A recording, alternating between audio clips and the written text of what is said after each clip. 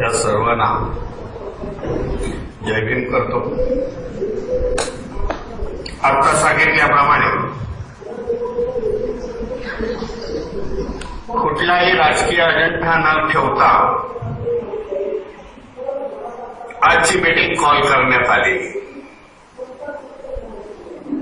राजकारणावरती चर्चा नाही तर आपल्या अस्तित्वावरती घाला घालण्यासाठी जे इम्प्रुव्हमेंट ट्रस्ट आहे, ज्याची स्थापना बाबासाहेबांनी केली होती 1944 साली, आणि स्वतः बाबासाहेब संस्थापक अध्यक्ष महापरिनिर्वाण दिनापर्यंत, असा ट्रस्ट काढण्याचा उद्देश, अनेक उद्देश होते. त्यातील एक उद्देश म्हणजे 1945च्या सुमारास सिद्धार्थ कॉलेजची स्थापना झाल्यानंतर समाजातील विद्यार्थ्यांना शैक्षणिक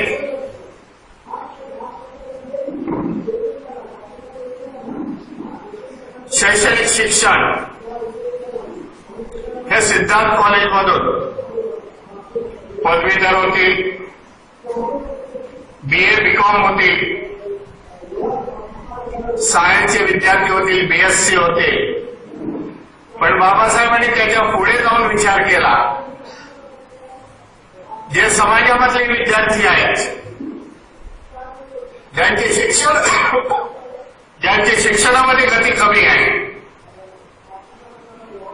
पण ते टेक्निकल नॉलेज घेऊ शकतात, अशा विद्यार्थ्यांना टेक्निकल नॉलेज द्यावं. ह्याच्यासाठी हा भूखंड, आंबेडकर भवनाचा भूखंड 1944 रोजी बाबासाहेबांनी विकत घेतला आणि त्याच्यानंतर तो शेड्यूल कास्ट इम्प्रुव्हमेंट ट्रस्ट त्याला वर्ग केलेला दिसतो. हे करत असताना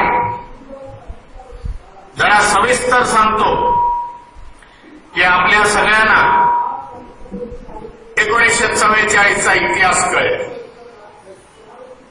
त्या काळी आपल्याला हॉल मिळत नव्हते,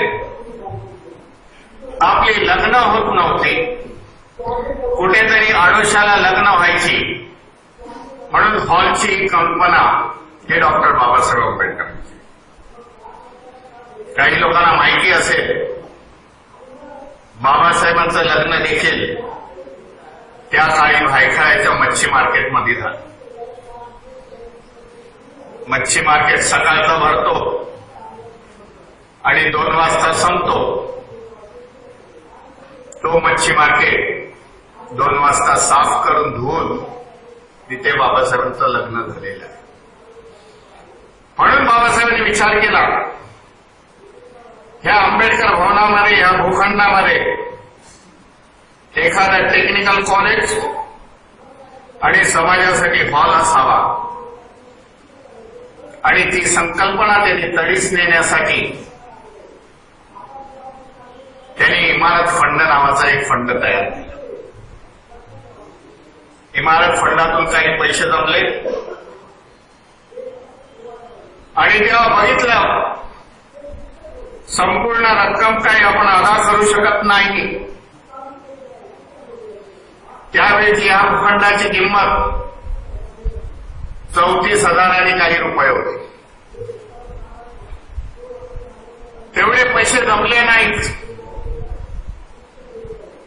त्यामुळे बाबासाहेबांनी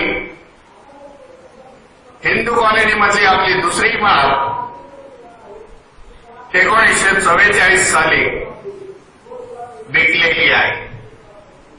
हा इतिहास बऱ्याच लोकांना आज माहिती नाही. आणि ती विकल्यानंतर हा मोहनदास आणि माधवदास, गोकुलदास आणि माधवदास ह्या ज्या नावाचे हे रोड आहेत, हा त्यांचा भूखंड होता आणि हा त्यांचा भूखंड त्यांनी विकत घेतलेला. आपली जागा मोठी होती. 1960च्या काळामध्ये हा मातुका गुप्ता असो, ती जागा देखील आपली होती. परंतु त्यावेळेच्या ट्रस्टीने जी ऍक्विजिशन मध्ये आली होती, पूर्णतः पैसे भरलेले नाही. त्या जागेचे 1960च्या दरम्यान काही 35,000 रुपये आपल्याला भरण्याची आवश्यकता होती ट्रस्टला, परंतु त्याचे आपण 15,000च मुंबई कलेक्टरला आपण भरलेले आहे. हा प्लॉट नंबर 17, तो प्लॉट नंबर 16 आणि 15 असे प्लॉट नंबर आहेत, बी आणि सी. हा ए, बी आणि सी. म्हणून त्या प्लॉटवरती देखील आज सरकार दप्तरी schedule caste improvement trust partially owner, partly owner अशी नोंद झाली. बाबासाहेबांच्या नंतर त्या ट्रस्टची वाताहत झाली. कोणी लक्ष दिलेलं नाही आणि आलेल्या ट्रस्टीने हे स्वतःचं उत्पन्नाचं साधन म्हणून हे बनवलेलं आहे. एवढी मोठी जागा, पण बाबासाहेबांनी या ट्रस्ट देखील येत असताना, त्याची नियमावली लिहित असताना बऱ्याचशा संकल्पना अशा लिहून काढलेल्या आहेत. आजही त्या संकल्पना माझ्याकडे त्याची ओरिजिनल पुस्तिका आहे. कोणाला वाटत असेल चेक करायचं तर धर्मदाय आयुक्ताकडे आजही पीपल शेड्यूल कास्ट इम्प्रुव्हमेंट ट्रस्टच्या नावाने त्या संकल्पना दिसते. एवढी मोठी दूरदृष्टी दाखवणारे बाबासाहेब, पण त्यांच्या नंतरचे आलेले जे ट्रस्टी होते ते कुछ कामी ठरले. हा प्रकार 90 पर्यंत चालला. त्या काळी आरजी खराब होते, पीटी बोराळे होते. त्यावेळेचे ट्रस्टी सांगतायत भैयासाहेब देखील ते ट्रस्टी होते, पण मी त्यांचा दावा खोडून काढला की भैयासाहेबांना ह्या ट्रस्टीवरती ट्रस्टीने कधीच ट्रस्टी म्हणून घेतलेलं नाही, पण एक खोटा प्रचार म्हणून भैयासाहेबांचं नाव गौरण्यात आलं. काय खरं काय खोटं त्याची देखील कागदपत्र धर्मदाय आयुक्ताकडे आजही उपलब्ध आहेत. असा हा ट्रस्ट 90 पर्यंत कसा तरी खेचला आणि 89ला मी हा बुद्धभूषण प्रिंटिंग प्रेस चालू करण्यात आला आणि त्याची देखभाल आणि प्रिंटिंग मी चालू केलं. हा सगळा सविस्तर इतिहास आहे. आणि 89 नंतर या प्रेसमध्ये मी छपाई सुरुवात केली तेव्हा आंबेडकर भवनाची अवस्था फार दयनीय होती. मी तुम्हाला सांगतो, गर्दुल्ल्यांचे अड्डे, दारुड्यांचे अड्डे, वाढलेलं आजूबाजूला गवत, दुपारच्या वेळी देखील अनोखा माणूस इथे आतमध्ये येणार नाही अशी इथे परिस्थिती होती. पण 2 वर्षाच्या काळात परिस्थिती बदलली. एक जुन्या लोकांना माहिती असेल नायगावच्या एक शंकर मामा म्हणून होते, वारले विचारे आताच. तो शंकर मामा छोटी मोठी लग्न कार्य करायचा. 80 पासून लग्न असलं तर साफसफाई करायचा आणि ट्रस्टीला काहीतरी 1000 की 1500 रुपये त्या काळी द्यायचा. त्या 1000-1500वरती मग पीटी बोराळे असतील, आरजी खरात असतील, हरिदास खरात त्यांचा मॅनेजर होता, त्यांची घरं चालायची असा माझा आरोप आहे. आणि असं होत असताना ह्या वेळच्या ट्रस्टीने असं बघितलं की जास्त उत्पन्न मिळत नाही, म्हणून या तिघा ट्रस्टीने त्याच्यात अनंत उपशम आहे की ते आज हयातीत आहेत, बाकीचे सगळे गेलेले आहेत.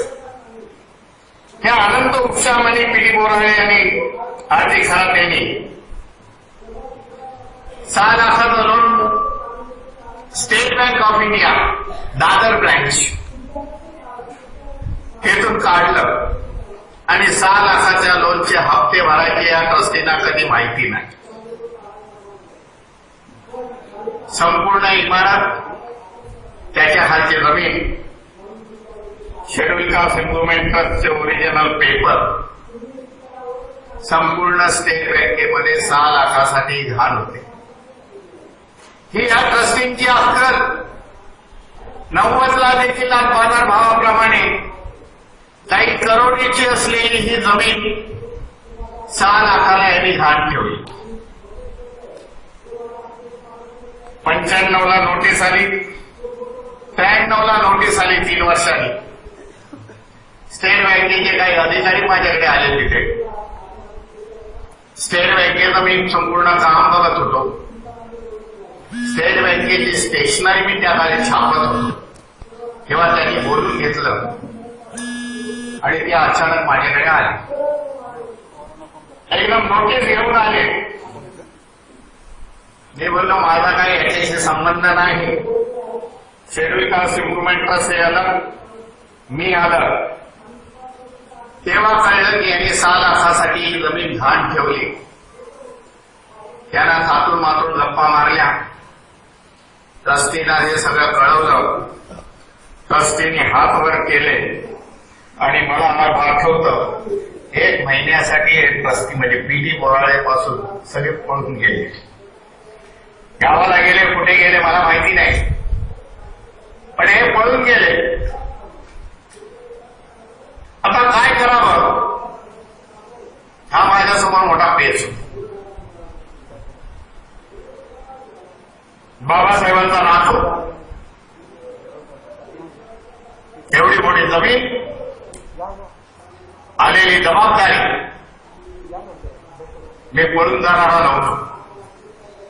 तर त्याला फेस केलं.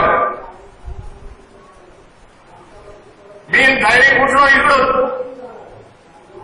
स्टेट बँकेचे अध्यक्ष ते बँके रिक्लेमेशन मध्ये स्टेट बँकेचं ऑफिस होतं. त्या बँक रिक्लेमेशन मध्ये गेलो, त्या अधिकाऱ्यांना भेटलो.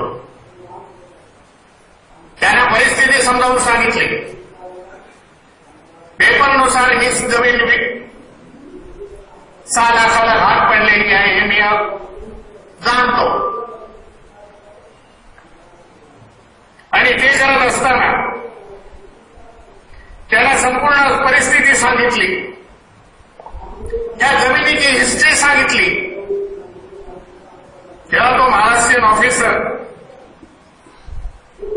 मला वाटतं उच्च मॅनेजर असावा, त्यांनी एक नोट तयार करून अध्यक्षाकडे पाठवून दिली. तेव्हा मी बघितलं की मी कधीही त्याच्यावरती ट्रस्टी नव्हतो, परंतु आपुलकीमुळे मी तिकडे गेलो आणि ते प्रकरण तसंच लावलं. 94ला नवीन ट्रस्टी आली. आज ते असवारे हयातीत आहेत. विठ्ठल सतलुजी असवारे, BS असवारे. त्यांना घेतलं, बाबा रे आता तो ट्रस्टी झालायस, मी जे काय करतोय ते सगळं इलिगल करतोय, पण बाबासाहेबांच्या जमिनीसाठी करतोय. मी जर लिहून दिलं, बाबा ते ट्रस्टी तर गेले, आता तू आहेस इकडे, तर तुझी प्रॉपर्टी बँक अक्वायर करेल. म्हणून तो घाबरून माझ्याबरोबर आले आणि हे 6 लाखाचं लोन आम्ही फेडलं. हे पण तुम्हाला सांगतो, आम्ही भीक मागत बसलो नाही की बाबासाहेबांची जागा आम्हाला सोडा, पण एक मोठा 4 वर्षाचा पिरियड घेतला. पहिलाच इन्स्टॉलमेंट मी तुम्हाला सांगतो 2 लाखाचा आम्ही भरला आणि संपूर्ण हा ट्रस्ट त्याची मॅनेजमेंट हे ट्रस्टी बाजूला सोडून आपल्या सगळ्यांना माहिती आहे एक गुजराती कॅटरर्सला मी इकडे आणलं आणि 1 नंबरचा हॉल हा आंबेडकर भवन झाला. प्रचंड मोठ्या प्रमाणामध्ये उत्पन्न सुरू झालं. त्यांचे पैसे बँकेला मिळाले. बँकेने आम्हाला त्याची कागदपत्र आम्हाला सुपूर्द केली, आमची ओरिजिनल कागदपत्र. आणि हे करत असताना मी बघितलं की आपण बाबासाहेबांचं तत्व, बाबासाहेबांनी लिहिलेली घटना शेड्यूल कास्ट इम्प्रुव्हमेंट ट्रस्टची कुठेही आपण फुलफिल करत नाही. एक लग्नाचा हॉल सोडला तर बाबासाहेबांनी जे मार्गदर्शन केलेलं आहे त्या इमारतीमध्ये काय काय व्हावं हे कुठेही दिसत नाही. म्हणून पक्षाची ऑफिसेस आहेत, भारतीय बौद्ध महासभेचं ऑफिस आहे, सामाजिक ऑफिस होतं, सम्यक समाज प्रतिष्ठानाचं, अशी 3 ऑफिसेस होती. बिल्डिंग जीर्ण झाली होती आणि विकास होणे हे गरजेचं होतं. जुने ट्रस्टी हे आता 2000च्या काळामध्ये निघून गेलेले आहेत. एक नवीन क्लॉज त्यांनी तयार केला आणि नवीन क्लॉज प्रमाणे जे 75 वर्षाचे होते त्यांचे त्यांनी राजीनामे घेतले. आज अशी परिस्थिती निर्माण झालेली आहे जे पूर्वीचे ट्रस्टी ज्यांनी काहीतरी समाजासाठी त्यांचं योगदान होतं, काहीतरी आयुष्य त्यांनी बाबासाहेबांच्या चळवळीसाठी अर्पण केलेले जे ट्रस्टी होते, भले त्याला विकास करता आला नव्हता, थोडाफार भ्रष्टाचार त्यांनी केला, पण त्यांनी वास्तू विकायला काढली नाही. परंतु 2000 नंतर आलेले हे ट्रस्टी की ज्यांची अपॉइंटमेंट मी म्हणतो, पहिला त्याच्यातला गवारे, त्याच्यानंतर आलेले नवीन ट्रस्टी, आज त्याला समाजामध्ये स्थान नाही, बाजू दाखवून ओळखत नाही, पण शिक्षणामुळे मोठ्या मोठ्या पदाच्या जागाच त्यांच्याकडे आहेत. असे ट्रस्टींचा शिरकाव या आंबेडकर भवनाच्या शेड्यूल कास्ट इम्प्रुव्हमेंट ट्रस्ट, की ज्याचं नाव ती लोकांनी बदलून पीपल इम्प्रुव्हमेंट ट्रस्ट असं केले. असे हे 7 ट्रस्टी की ज्याचा अध्यक्ष अमेरिकेमधून आयात केलेला आहे त्यांनी, ज्याचं नाव बराडे, त्यांचे बॉस जे महाराष्ट्राचे चीफ सेक्रेटरी होते. आपल्याला नावं घेण्यामध्ये कोणाची भीती नाही, आपण कोणाच्या बापाला घेत नाही. रत्नाकर गायकवाड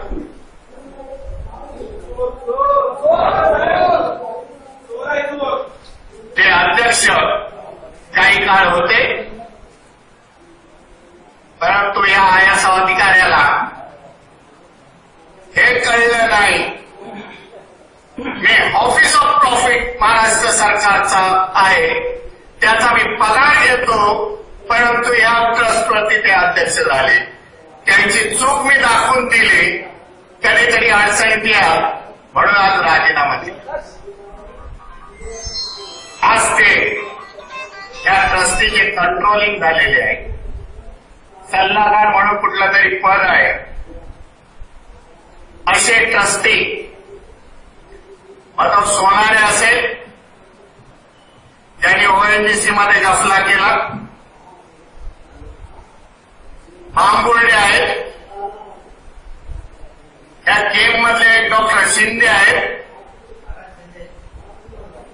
हा शिंदे. बाहोले आहेत.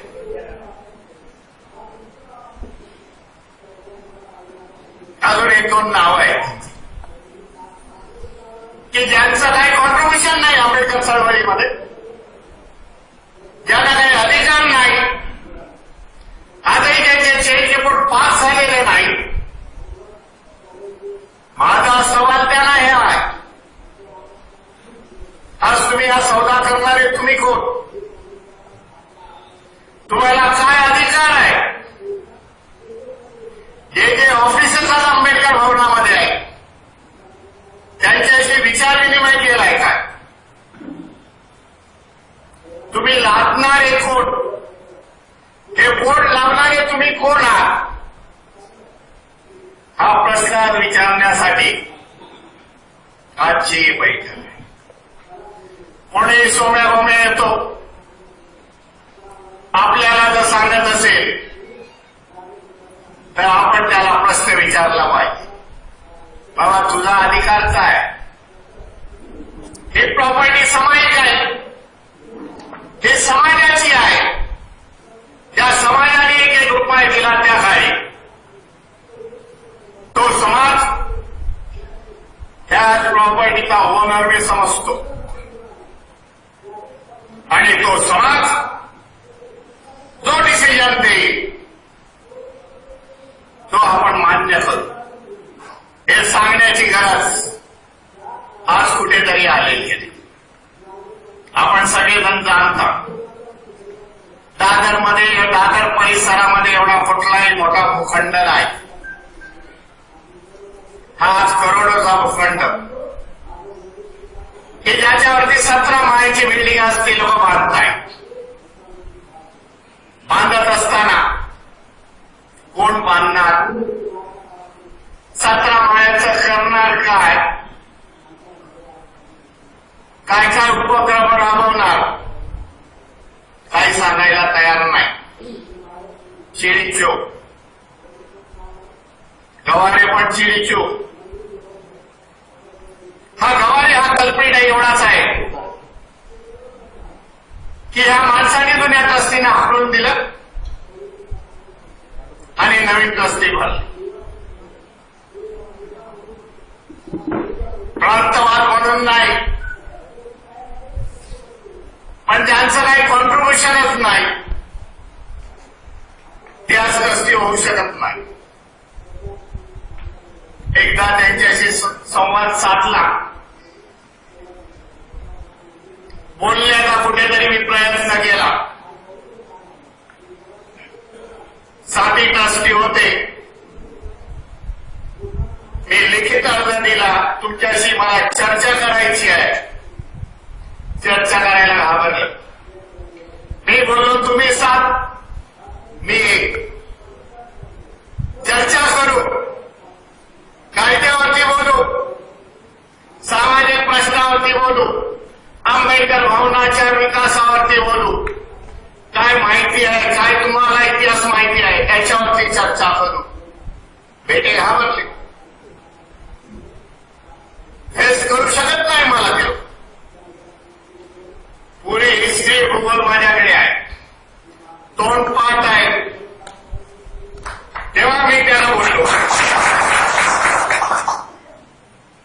बाबा रे, लोकांनी 1 रुपया दिला 1944 पासून 50 पर्यंत. बाबासाहेबांनी पैसे आपण टाकलेले आहेत. त्याचा मगाशी उल्लेख केलाय का बिल्डिंग विकून. बाबा रे, तुमचं कॉन्ट्रीब्युशन काय? सोनारे बाबा, तुझं कॉन्ट्रीब्युशन काय?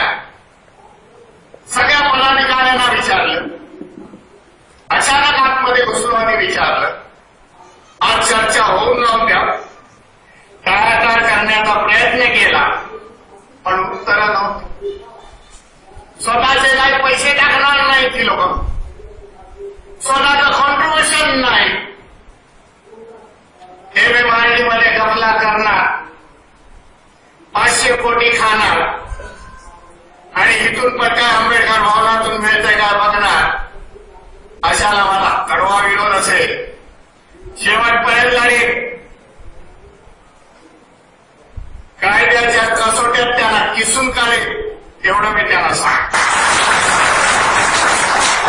गाठ माझ्याशी आहे आणि ती होत असताना तुमच्या सगळ्यांची साथ पाहिजे. यांना उत्तर द्यायचं झालं कायद्याने मी उत्तर देईन तेवढी तर माझी ताकद आहे. सगळ्यांना माहिती आहे की आपली मसल पॉवर किती आहे. कायद्याप्रमाणे त्यांना मसल पॉवरने देखील उत्तर देण्याची आज गरज आलेली आहे. मी बघतोय 2-2, 4-4 बॉडीगार्ड बाउन्सर घेऊन इथे बसताय. तेव्हाच त्याला सांगितलं अरे जनतेला मी जर आव्हान केलं त्या फुकासारखे यांना उडवून घाबरणार नाही. अंगावरती आलेलेला शिंगावरती जेवढं आपटणारे आम्ही लोक आहोत. आणि आजची मीटिंग ही त्याच्यासाठी कॉल केली की येणारी परिस्थिती अशी आहे की आपल्याला कुठेतरी ताकद दाखवायची आहे. मी त्याला राईट टू इन्फॉर्मेशन खाली 16 प्रश्न विचारलेले आहेत. शनिवारी त्यांना राईट टू इन्फॉर्मेशनचा मी अर्ज सबमिट केलेला आहे. हा जरी ट्रस्ट असला, ट्रस्ट हा राईट टू इन्फॉर्मेशन मध्ये येतो कारण यांनी सरकारचे 10 लाख रुपये घेतलेले आणि राईट टू इन्फॉर्मेशनचे अध्यक्ष कोण आहेत तुम्हाला माहिती आहे. मला बघायचं आहे की राईट टू इन्फॉर्मेशन मी दिलेला अर्ज त्याची 16ची काय उत्तर येत आहेत ती आणि त्याच्यानंतरच आपण कुठलं पाऊल उचलायचं ते आपण करू. या ट्रस्टनी 2000 सालामध्ये याचा इतिहास सांगतो जो राहून गेला होता. नवी मुंबई सालपाडा येथे एक भूखंड घेतला. तेव्हा सिडकोला त्यांनी सांगितलं की समता भवन बांधतो, बाबासाहेबांची संस्था आहे, आम्ही समता भवन बांधू. गाळे काढले, समता भवन बांधून गाळे काढले, समाजाचे कार्यक्रम आणि समाजातील मुलांचे नाटक, ड्रामे, ऑर्केस्ट्रा याच्यासाठी समता भवन असेल आणि नवी मुंबईसाठी एक चांगलं सांस्कृतिक केंद्र आम्ही बांधू. ह्या पट्ट्याने ते सांगून तो भूखंड मिळवला. सरकारचे 10 लाख रुपये घेतले महाराष्ट्र सरकारचे. परंतु जो छोटासा भूखंड त्या ह्या ट्रस्टीने बांधलेला नाही. ह्या पठ्ठ्याने काय केलं, एक बिल्डर बघितला 40-60चा जो फॉर्म्युला असतो तो त्या बिल्डरला दिला. अरे मी सांगितलं बिल्डर देताना समाजातला तरी बिल्डर द्यावा. एक कोणताही मुस्लिम नावाचा बिल्डर दिला, अब्दुल भाई वगैरे, आणि त्यांनी ते समता भवन निर्माण केलं. समता भवन निर्माण करत असताना खाली 10 ऑफिसेस, कमर्शियल गाळे, वरती लग्नाचा हॉल आणि त्याच्यावरती बुद्धविहार अशी त्याची रचना. जेव्हा ही बाब सिडकोच्या लक्षात आली, अलीकडची बाब आहे 1 वर्षापूर्वीची, सिडकोने त्याच्यावर कारवाई केली. आपण देखील पेपरात वाचलं असेल. सिडकोने ज्या लोकांनी सिडकोची फसवणूक अशी केली असे 10-12 जण त्याच्यामध्ये पीपल इम्प्रुव्हमेंट ट्रस्टवाल्यांचं नाव वरती होत. लाजीरवाणी गोष्ट आहे. ज्या बाबासाहेबांनी घटना लिहिली, त्या बाबासाहेबांच्या घटनेवरती आज बेस चालतोय, त्यांनी निर्माण केलेला हा ट्रस्ट हा सरकारची आणि लोकांची फसवेगिरी करण्यामध्ये. आज तो भूखंड जाईल सिडको हातात घेईल. पण या ट्रस्टीला एवढी मस्ती आहे. आमचा बॉस बसलाय बोलतो. इन्फॉर्मेशन कमिशनर ते बसलेत, ते रेग्युलराइज करतील. अरे कोणाला बाप आला तरी चोरी ही चोरी असते, ते यांना अक्कल नाही आलं. कोण सुधारणार आहे चोरी, तर ती नाला जाईल. संपूर्ण इतिहास बघितला तर चोऱ्या करण्यामध्ये या ट्रस्टीचे दिवस गेलेले आहेत. आणि हा होणारा विकास हा देखील त्याचं एक हे. त्याचा उल्लेख मगाशी केला यांचा अध्यक्ष वराडे. मला अजून डिटेल इन्फॉर्मेशन आलेलं नाही, पण ऐक्यू बातमीमध्ये तुम्हाला सांगतो, अमेरिकेमध्ये काहीतरी फ्रॉड करून हा इथे पळालेला माणूस आहे. अशा माणसाला ट्रस्टचं अध्यक्षपद जातं. थोड्या दिवसात अमेरिकेमधून सगळी कागदपत्र येतील, हे पण तुम्हाला सांगतो. पुढच्या मिटिंगला मी दाखवते. असा वराडे संपूर्ण इतिहास चोरीमध्ये आजही ते डिस्क्लोज करायला तयार नाही. त्याला तेच सांगितलं 17 माळ्याचं करणार काय, बिल्डर किती फ्लोर घेणार, तुम्ही किती घेणार, काय रेशो ठरलाय, डेव्हलपमेंट अग्रीमेंट द्यायला तयार नाही. ह्याच्या आधी त्यांनी एक खुल्ली लावली. बऱ्याच लोकांना माहिती असेल, बालकृष्ण जाधव एक बऱ्यापैकी बिल्डर, नाणासोपारा वगैरे ह्या भागामध्ये आणि मुंबईमध्ये पण मोठी मोठी कामं करतो. मराठी माणूस आहे, शेड्यूल कास्टचा आहे. बोल बरा आहे बाकी. मला भेटून गेला तो, साहेब काहीतरी विकास करू, पण तुमचं परमिशन आल्याशिवाय मी पाऊल टाकणार नाही असं म्हणणारा जाधव, त्याला त्याने हकलून दिले. काही लाखोला त्याला देखील उतरवले. आज तो जाधव शुक्रवारी मला फोन करतो, काय करू साहेब, मला केस फाईल कर, आज तुझी फसवणूक केलेली आहे. कमिशनर वगैरे कोणी असून दे, घाबरू नकोस. आज तो देखील एक नवीन केस फाईल करतो. याला सोडणार नाही असं जे मी म्हणालो, ज्या दिवशी मला कळलं, महाराष्ट्र टाइम्स मध्ये बातमी आली आणि सम्राटमध्ये आली, 4 नवीन केसेस फाईल झाल्या. ह्यांचे चेंज रिपोर्ट कसे पास होत आहेत ते मी बघतो. आणि तुमचे चेंज रिपोर्टच पास होणार नाही तर तुम्ही ट्रस्टी होणार कुठून? घसटवून टाकीन 15-20 वर्ष तेव्हा निघून जाल. म्हणून एका मोठ्या लढ्याला तुम्ही तयार व्हा. तेवढी ताकद ठेवा. या मुंबईमध्ये आंबेडकर भवन अस्तित्व आहे. देशामध्ये नाही तर जगामध्ये या आंबेडकर भवनाचं नाव गेलेलं आहे. हेतून आपली मुवमेंट चालते. हेतून आपले धार्मिक संस्था भारतीय बौद्ध महासभा इथून चालते. आणि त्याच्यावरती हे घाला घालायला बसलेले लोक, हे आपल्यावरती घाला घालण्यापेक्षा आपणच त्याला संपवलेलं बरं. म्हणून आपली साथ पाहिजे.